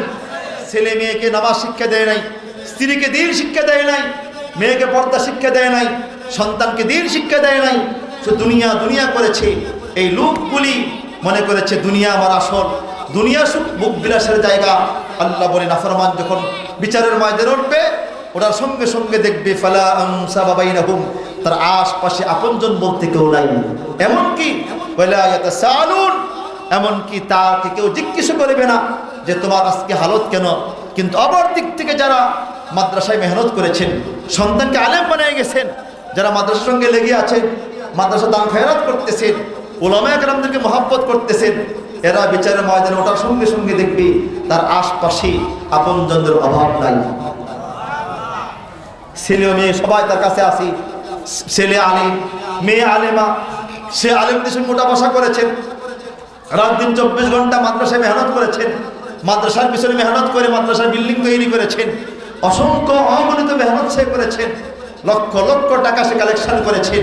এই লোকগুলি বিচারের ময়দানে ওঠার পরে দেখবে আলেম ওলামা চতুর্দিকে দাঁড়িয়ে গিয়েছেন। সুবহানাল্লাহ যারা বলেন। এবার দোস্ত আল্লাহ সুবহানাহু ওয়া তাআলা বলে ফামান সাকুলাত মাওয়াজিনুহু ফাউলাইকা হুমুল মুফলিহুন ওয়া মান খাফফাত মাওয়াজিনুহু ফাউলাইকা আল্লাযীনা খাসিরু আনফুসাহুম ফি জাহান্নামা খালিদুন। আল্লাহ বলে এবার এই নাফরমানের আমলের পাল্লা হালকা হয়ে যাবে, সে চিরস্থায়ী জাহান্নামে হয়ে যাবে। এবার জাহান্নামে যাওয়ার পরে তার সঙ্গে আল্লাহ কি কি আচরণগুলি করবে, জাহান্নাম সম্পর্কে আলোচনা করলেই তো 2-3 ঘন্টা দরকার। আজকের আয়াত এখানে যে কথাটা আছে এটাই আমরা আলোচনা করি। আল্লাহ বলে জাহান্নামে যখন সে যাবে, আমি আল্লাহ কি করব? আল্লাহ তাআলা বলে তালফাউ উজুহুমুন নার, এরি গোলাম আমি আল্লাহ তাআলা জাহান্নামে তার চেহারাটা বাজি করব, বাজি। আল্লাহ তাআলা বাজি করবেন, একবার উল্টাবেন, আবার পাল্টাবেন, আবার উল্টাবেন, আবার পাল্টাবেন। দোস্ত, আমরা যখন মাছ বাজি করার সময় উল্টাই পাল্টাই, ঠিক কিনা জোরে বলেন? আল্লাহ তাআলা বলে তালফাউ উজুহুমুন নার, আমি আল্লাহ তাআলা এদের চেহারাগুলো জাহান্নামে বাজি করব, উল্টাবো পাল্টাবো।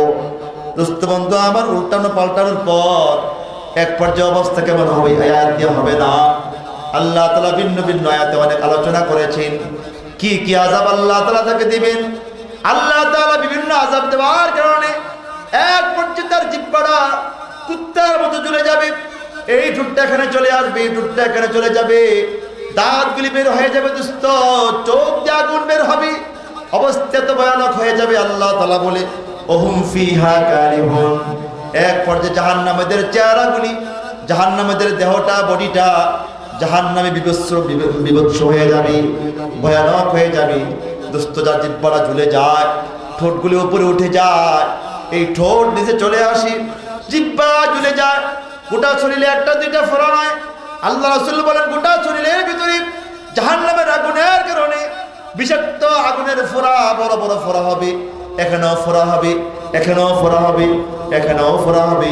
কিন্তু আমাদের জমিনে যে ফোড়া হয়, পুষগুলি দোস্ত সাধারণ আঠালো থাকে, কিন্তু জাহান্নামের ফোড়ার পুষগুলি হবে আগুন দিয়া। ফোড়ার ভিতরে বিষাক্ত আগুন আল্লাহ বানাবেন। ফোড়ার ব্যথা, কানের ব্যথা, কান দিয়ে শিশা ডালাই দিবি, গান শোনার কারণে, চোখ দিয়া নর্তকীর নাচ দেখার কারণে চোখের ভিতরে আল্লাহ তাআলা গরম রড ঢুকাই দিবেন। দোস্ত, চতুর্দিকে আযাব আর আযাবের কারণে আল্লাহ তাআলা বলে তালফাউ উজুহুমুন নার, ওহুম ফিহা কালিহুন। আল্লাহ বলে গোলাম এক পর্যায়ে তার চেহারাটা, তার দেহটা, তার বডিটা জাহান্নামের ভিতরে বিভৎস হয়ে যাবে, ভয়ঙ্কর হয়ে যাবে। আল্লাহ তাআলা তারপরে বলে গোলাম এক পর্যায়ে আল্লাহ তাআলা চতুর্দিক দিয়ে আযাব আর আযাব আর আযাব দেওয়ার পর এক পর্যায়ে তার অবস্থা কেমন হয়ে যাবে। দোস্ত দুনিয়ার আগুন যখন লাগে, যেখানে লাগে সেখানে আঘাত করি, কিন্তু জাহান্নামের আগুনের চরিত্র একটু ভিন্ন। জাহান্নামের আগুন যখন গায়ে লাগবে আল্লাহ তাআলা বলে আল্লাতী তাত্তালিউ আলাল আফইদা, জাহান্নামের আগুন কারো গায়ে লাগার সঙ্গে সঙ্গে চামড়া আঘাত করবে না, কলিজাটা পুড়ে ফেলবি।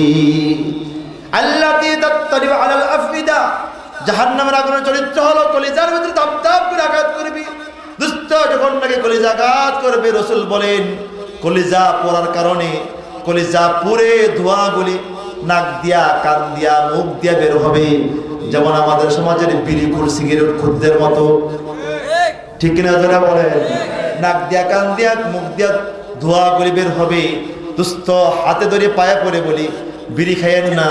যারা বিড়িখোর, সিগারেটখোর, এদের নেশা, এদের চরিত্রটা, এদের দেখাটা জাহান্নামীদের মতো দেখা যায়।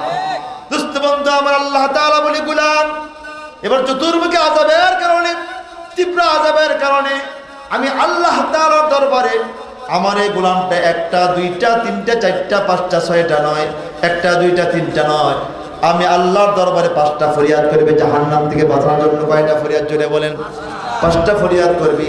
কিন্তু দোস্ত বন্ধু আমার, আল্লাহ তাআলা 5টা ফরিয়াদের একটা ফরিয়াদও আল্লাহ তাআলা গ্রহণ করবে না।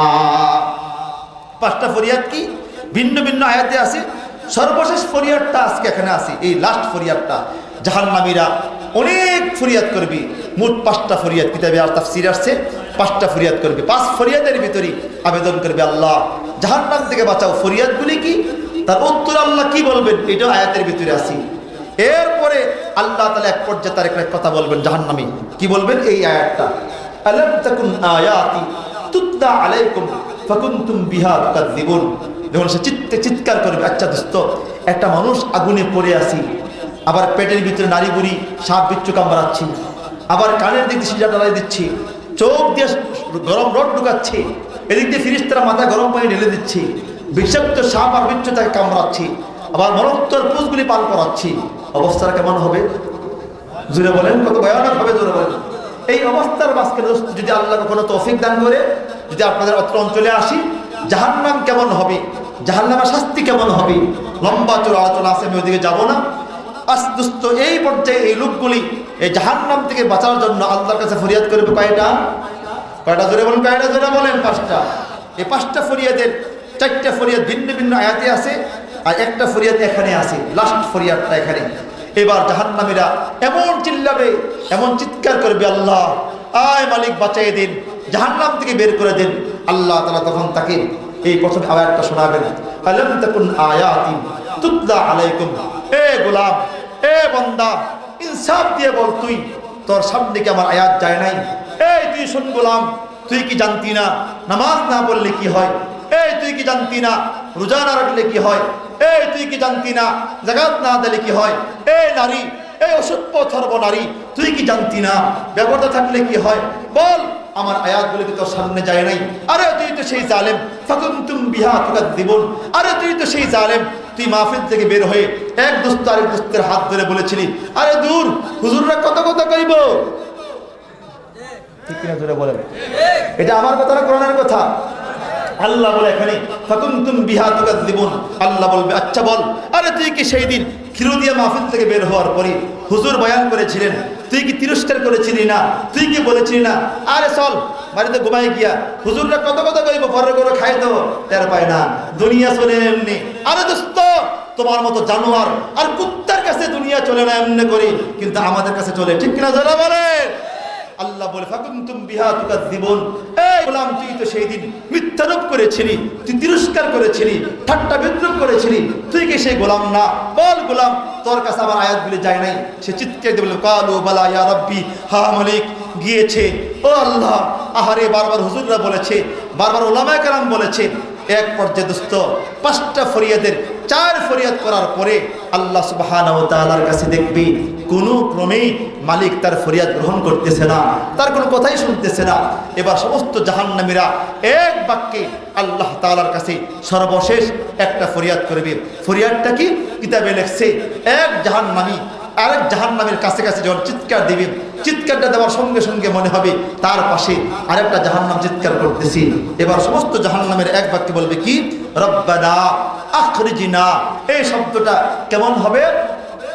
যে চিৎকারটা এত ভয়ানক হবে, এক জাহান্নামী আরেক জাহান্নামের চিৎকার শুনে মনে করবি আমার পাশে আরেকটা জাহান্নাম কাঁদতেছে।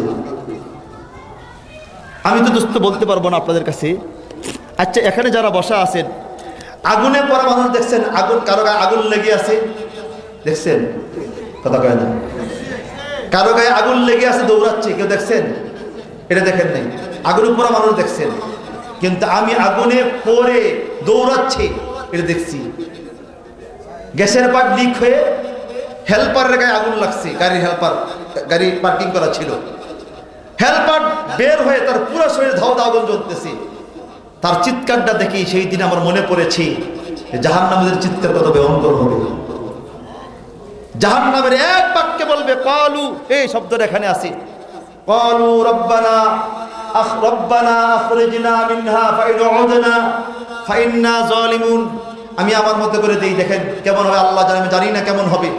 রব্বানা রব্বানা, আল্লাহ আয় মালিক, আল্লাহ আর সহ্য করতে পারতেছি না মালিক, আল্লাহ জাহান্নাম থেকে বের করে দেন। চিৎকার হবে বিকট, এক ভয়ানক চিৎকার হবে, ভয়ঙ্কর চিৎকার হবে জাহান্নামীদের। রব্বানা আয় রব আখরিজনা মিনহা ফাইন উদনা ফাইন্না যালিমুন। আল্লাহ আর নাফরমানি করব না, আর জিনা করব না, আর বাটপারি করব না, আল্লাহ একবার বের করে দেন। আল্লাহ রাসূল বলেন তাদের এই করুণ চিৎকার, এই করুণ কান্না মালিকের একটু মন বলবে না। আল্লাহ তখন সঙ্গে সঙ্গে উত্তর তাকে দিবেন জাহান্নামীদেরকে। এটাই জাহান্নামের শেষ কথা, আল্লাহর শেষ কথা জাহান্নামীদের সঙ্গে। আল্লাহ বলবে কালাকসাউ ফিহা, নাফরমান একদম চুপ করে, নাফরমান তোর সঙ্গে আমার আর কোনো কথা নাই। কালাকসাউ ফিহা, তুই জাহান্নামে লাঞ্ছিত হয়ে পড়ে থাক। ওয়ালা তুকাল্লিমুন, তোর সঙ্গে আমার আর কোনো কথা নাই, তুই চুপ করে বেটা, তোর সঙ্গে আর কোনো কথা নাই, আমি তোর সঙ্গে কথা বলতে চাই না। এই নাফরমান, তুই তো সেই নাফরমান। আমার আলেমদেরকে বিনা অপরাধে জেলে ঢুকিয়েছিলি, আলেমরা রাত কি রাত, দিন কি দিন কেঁদেছে, এদের কান্না তোর কানে যায় নাই, আমি তোর কান্না শুনবো? কথা বলতে না জোরে বলেন, আমি তোর কান্না শুনবো নাফরমান? বহুত করে বুঝাইছি। হাদিসে আল্লাহ রাসূল বলেন এই শব্দটা বলার সঙ্গে সঙ্গে জাহান্নামের আর আবেদন করতে পারবে না, এদের জবানটা বন্ধ হয়ে যাবে। যখন এদের জবানটা বন্ধ হয়ে যাবে তখন এদের জবান থেকে আর মানুষের ভাষা কথা বের হবে না। আওয়াজটি কেমন হবে? আল্লাহ রাসূল বলেন সাউতুল কালব সাউতুল হিমার, কুকুরের আওয়াজ আর গাধার আওয়াজ। এই জাহান্নামীরা আর কখনো মানুষের ভাষা কথা বলতে পারবে না। নাউযুবিল্লাহ জোরে বলেন। আমার দোস্ত বন্ধু আমার, যে আল্লাহ তাআলা তৌফিক দান করি, কখনো যদি রিজিকের টানে আশাই লাগে, ওয়াদা করে গেলাম যদি আমাকে স্মরণ করাই দিন জাহান্নামীদের 5টা ফরিয়াদ কি, জাহান্নামীদের আযাবগুলি কি, ফরিয়াদগুলি কি, তার উত্তরগুলা কি, ইনশাআল্লাহ সেই দিন বলার চেষ্টা করব যদি আল্লাহ বাঁচিয়ে রাখেন, নেক হায়াত দান করেন। আজকের আলোচনা এখানেই সমাপ্তি ঘোষণা করলাম। আমার দোস্ত বন্ধু আমার, এই পর্যন্ত যা বলেছি আল্লাহ তাআলা আমাদের সবাইকে জাহান্নাম থেকে বাঁচার জন্য যেই যে আমলগুলি করার দরকার আল্লাহ তাআলা সেই আমলগুলি করার তৌফিক দান করে। সকলে বলে আমিন। আজকের